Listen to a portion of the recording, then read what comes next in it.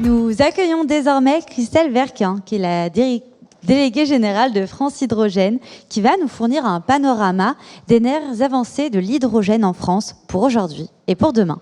Bonjour Christelle.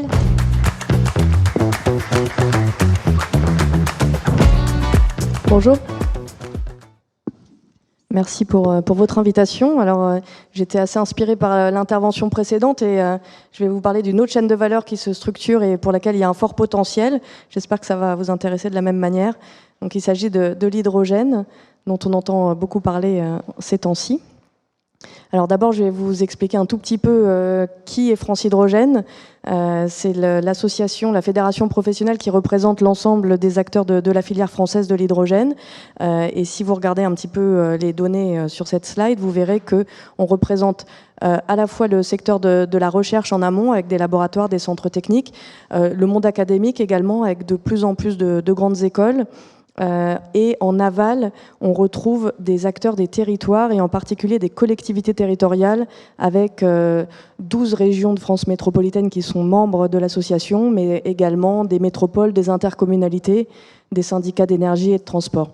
Et le cœur de l'association reste quand même le monde industriel avec plus de 330, 350 acteurs de l'industrie, grands groupes, PME, start-up, à la fois dans le domaine du transport, de l'industrie et sur l'ensemble de la chaîne de valeur.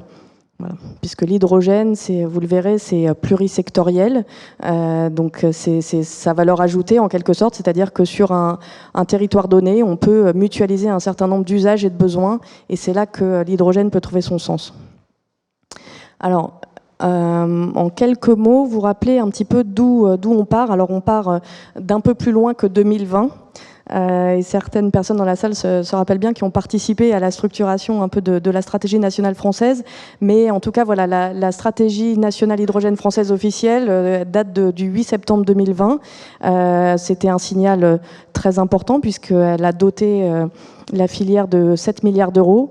Et ces 7 milliards d'euros ont été complétés, alors je crois que j'ai une coquille, c'est octobre 2021 ou novembre 2021 par France 2030 avec 1,9 milliard d'euros supplémentaires qui sont déclinés dans un certain nombre d'outils. Je reviendrai dessus après, pour aider au déploiement de la filière avec une logique assez globale, à la fois de l'amont, soutenir la R&D, décarboner un certain nombre d'usages industriels, de mobilité également, et puis en aval permettre le développement des compétences afin de favoriser l'emploi associé à cette filière et mettre en place les formations qui correspondaient. Donc on voit qu'il y avait vraiment cette approche assez globale et la France à cette époque-là était assez dans le peloton de tête des acteurs qui déployaient l'hydrogène dans le monde. Donc les objectifs qui ont été fixés, en fait, ils se résumaient à l'époque à finalement assez peu de chiffres. Il y avait la perspective d'installer 6,5 gigawatts d'électrolyse servant à décarboner 680 000 tonnes d'hydrogène. En sachant que l'hydrogène en France est déjà utilisé de manière plus conséquente que ça, mais c'est de l'hydrogène produit à partir de fossiles et c'est évidemment ce dont il faut sortir.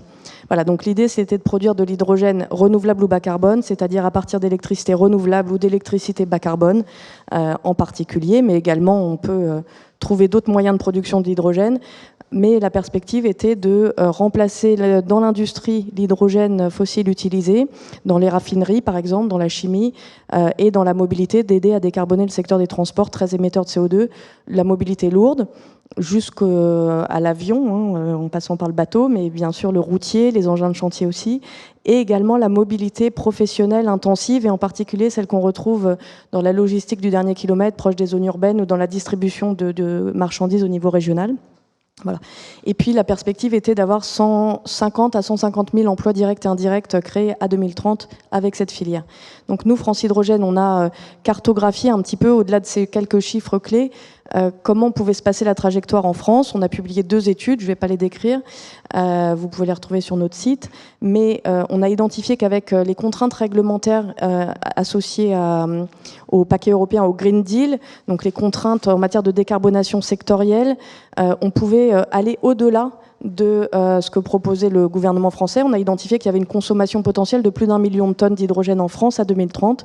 Et on a, en 2022, confronté notre analyse par les remontées de projets du terrain. Donc on a recensé plus de 250 projets qui nous confortent dans l'idée qu'il y a un vrai potentiel de la filière dans toutes les régions de France, 15 à 25 projets par région, des petits projets, des très gros projets. Voilà, donc on a une vraie filière en cours d'amorçage et de structuration. Et je vous ai mis à droite, je ne vais pas les commenter parce que le temps passe, mais il y a quand même un certain nombre de conditions de succès qui consistent en particulier à permettre la courbe d'apprentissage des technologies, des équipements. Il faut que les équipementiers français se déploient. Et il y a des gigafactories qui ont été financées sur le territoire, qui doivent maintenant fonctionner pour passer à l'échelle industrielle. On doit également permettre de stabiliser le cadre institutionnel et réglementaire, ce qui n'est pas une mince affaire en France et en Europe, mais ça avance. Et puis trouver des logiques d'articulation de l'ensemble des acteurs, en particulier des financeurs publics, mais aussi privés, et de la coordination des acteurs différentes, collectivités, mais également privés au niveau des territoires. Et puis enfin, il y a tout un enjeu autour de la maîtrise de la chaîne de la valeur, ça a été évoqué précédemment, donc je ne vais pas y revenir, mais il faut pouvoir maîtriser les technos de demain et également travailler, continuer la recherche et le développement pour s'affranchir d'un certain nombre de problématiques, typiquement les métaux critiques qui servent à fabriquer certains équipements. Alors, le contexte, en fait, c'est aujourd'hui dans lequel on se trouve, c'est la planification écologique et la perspective de la prochaine loi de programmation énergie-climat.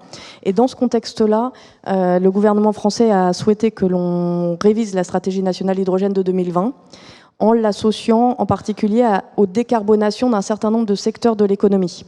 Et dans un contexte où la guerre en Ukraine a fait bondir les prix de l'énergie et a donné beaucoup d'incertitudes et a remis beaucoup au goût du jour les problématiques de souveraineté énergétique en plus de la souveraineté industrielle, on est en train de repenser la stratégie hydrogène française et ça donne lieu à un certain nombre de débats dans lesquels je pourrais rentrer plus tard si le temps le permet. Ce qu'on voit surtout, c'est qu'on est dans un contexte de très grande dynamique au niveau international sur l'hydrogène. Beaucoup de pays du monde ont des feuilles de route hydrogène. Certaines sont en cours d'actualisation et au niveau intra-européen, on voit bien qu'il y a une très forte dynamique d'un certain nombre de pays. Globalement, on voit qu'il y a des volontés dans beaucoup de régions du monde de proposer de la production d'hydrogène à partir d'électricité renouvelable de manière massive à un coût bas afin d'alimenter un certain nombre de pays consommateurs. La France a fait initialement en 2020 le choix d'une stratégie qui consistait à produire sur le sol national, au plus près des écosystèmes locaux, cet hydrogène. Et on voit bien qu'on doit réinterroger cette logique-là dans cette dynamique mondiale où les Allemands, par exemple, qui sont nos voisins, cherchent à importer massivement de l'hydrogène. Et la question qui se pose pour la France, c'est comment on peut nous produire notre propre hydrogène dans un contexte où probablement vont transiter des grands flux d'hydrogène ou de dérivés d'hydrogène à terme. Il y a un enjeu de temporalité, donc l'un n'exclut pas l'autre, c'est ça le message que nous portons, mais néanmoins, voilà, ça interroge. Et au niveau européen, la dynamique n'est pas en reste, puisque avec la guerre en Ukraine, les ambitions portées par l'Europe, qui étaient déjà assez importantes à 2030, qui avaient été publiées en juillet 2020, ont été doublées, avec la perspective de consommer 20 millions de tonnes d'hydrogène en Europe à 2030, dont 10 millions de tonnes produites sur le sol européen et 10 autres millions de tonnes importées. Ça pose énormément de questions, énormément de questions en termes de souveraineté, évidemment. Ça pose énormément de questions en termes de capacité d'installation de renouvelables sur le sol européen, puisqu'on voit bien que la perspective européenne, c'est avant tout de l'hydrogène produit à partir d'électricité renouvelable. Nous, on défend l'électricité du réseau français qui est très décarboné, mais on voit bien qu'il y a cette problématique. Et donc, vous voyez à travers ces quelques chiffres le challenge que ça constitue en termes d'installation de capacités renouvelables supplémentaires sur le sol européen. Mais apparemment, avec le solaire, on a beaucoup de bonnes perspectives, donc tant mieux. Et ce qu'on voit également, c'est ce qui se passe avec les États-Unis, cette Inflation Reduction Act qui a donné des perspectives très fortes et notamment qui oblige les industriels de toute l'Europe à se demander s'ils vont investir du coup sur le sol européen ou aller investir ailleurs dans un cadre où les aides sont peut-être plus lisibles, plus facilement accessibles, avec peut-être moins de contraintes ou moins de discussions laborieuses pour fixer le cadre. Et donc ça, c'est également un très fort enjeu pour nos industriels et on le voit bien même en interne de la filière hydrogène française, à quel point ces questions sont souvent remises sur la table. Voilà, donc je vais m'arrêter très vite, simplement pour vous dire que on est dans ce contexte-là et les perspectives, elles sont à court ou moyen terme. On considère, nous, qu'il faut poursuivre l'effort qui a été initié en 2020, qu'il ne faut pas négliger un certain nombre d'usages qui sont peut-être moins massifs que ce qu'on entend sur l'acierie, la sidérurgie, etc., mais qu'il faut aussi penser à des usages un peu plus diffus parce que c'est la garantie d'une part de la courbe d'apprentissage technologique de nos équipementiers pour lesquels on investit.